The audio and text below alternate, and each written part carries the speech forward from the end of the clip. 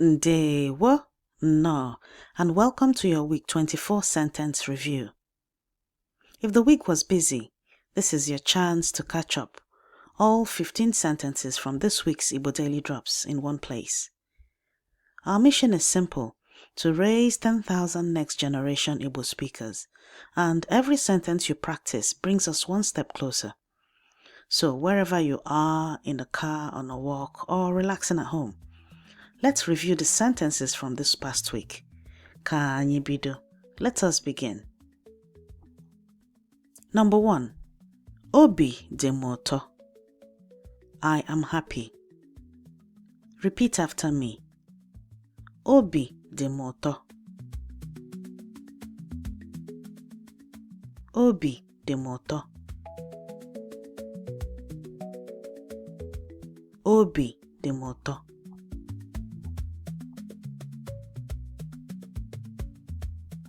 Number 2. Ọ na-achị ọchị. He or she is laughing. Repeat after me. Ọ na-achị ọchị.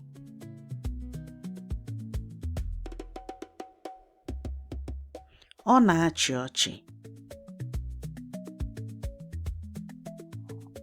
Ọ na-achị ọchị.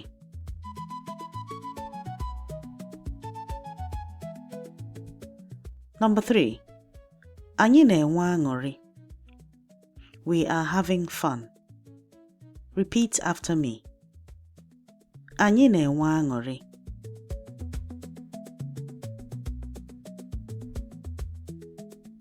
Anyị na-enwe aṅụrị.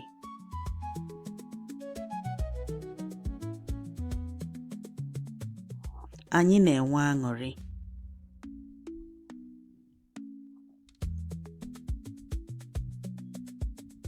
Number 4. Gịnị mere iwe ji ewe gị? Why are you angry? Repeat after me. Gịnị mere iwe ji ewe gị?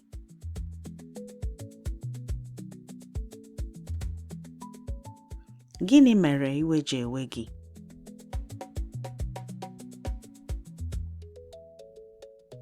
Gịnị mere iwe ji ewe gị?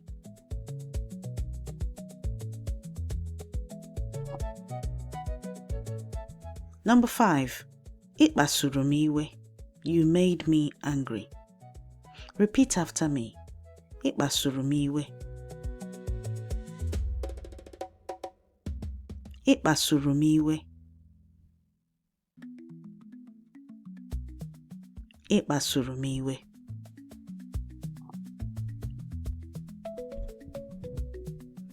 Number 6. Biko ewela iwe. Please don't be angry. Repeat after me. Biko ewela iwe.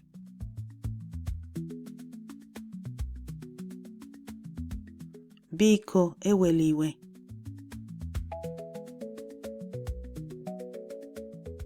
Biko ewela iwe.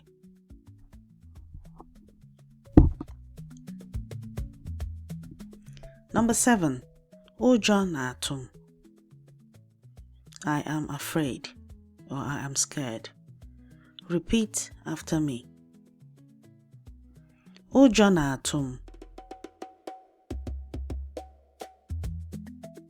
Ụjọ na-atụ m. Ụjọ na-atụ m. Number 8. Ụjọ anaghị atụ m. I am not afraid. Repeat after me. Ụjọ anaghị atụ m.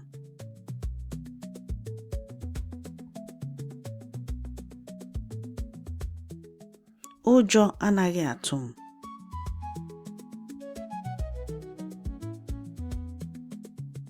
Ụjọ anaghị atụ m.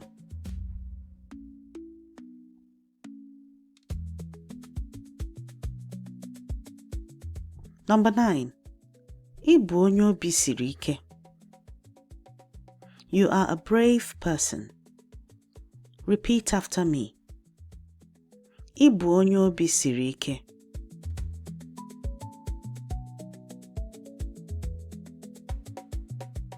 Ị bụ onye obi siri ike.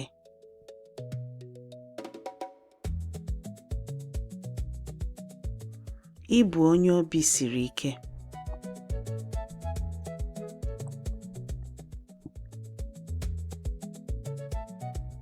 Number 10. Ike gwụrụ m. I am tired. Repeat after me. Ike gwụrụ m.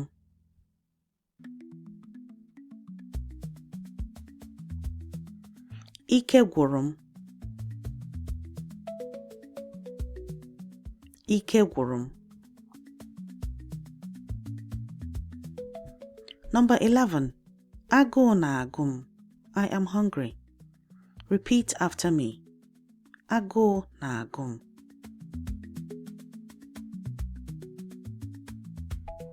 Agụụ na-agụ m. Agụụ na-agụ m.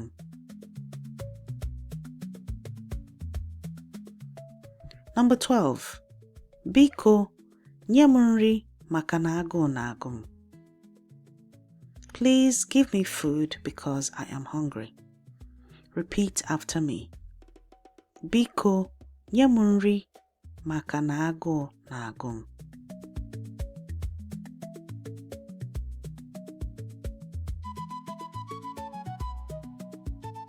Biko, nye m nri maka na agụụ na-agụ m.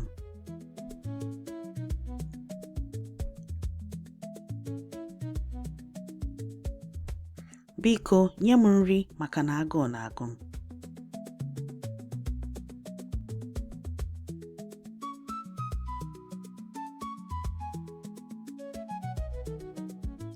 Number 13. Abụghị m onye iwe ọkụ. I am not a bad-tempered person. Repeat after me. Abụghị m onye iwe ọkụ.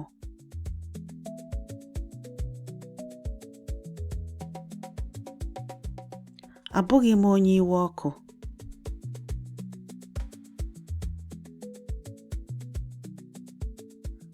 Abụghị m onye iwe ọkụ.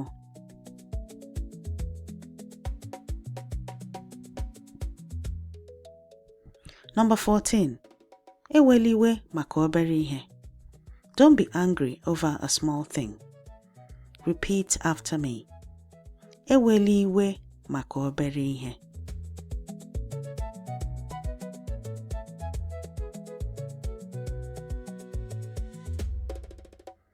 Ewela iwe maka obere ihe. Ewela iwe maka obere ihe.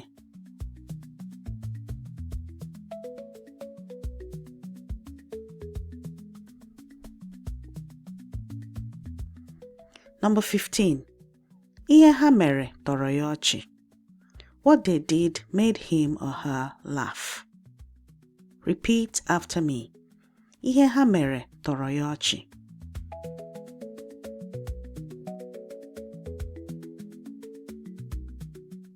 Ihe ha mere tọrọ ya ọchị.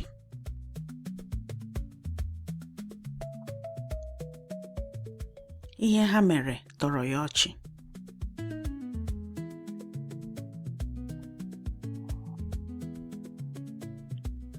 And that's a wrap for this week. 15 sentences from week 24. Remember, fluency isn't built through perfection but through consistency. To keep practicing, download the free speaking workbook for this week at learnigbonnow.com. Abụ nwanne gị nwanyị Yvonne Chioma Mbanefo. I am your sister Yvonne Chioma Mbanefo. Ka ọnụ gị cheta asụsụ ndị ichie anyị. May your mouth remember the language of our ancestors. Ka o mesịa. Goodbye.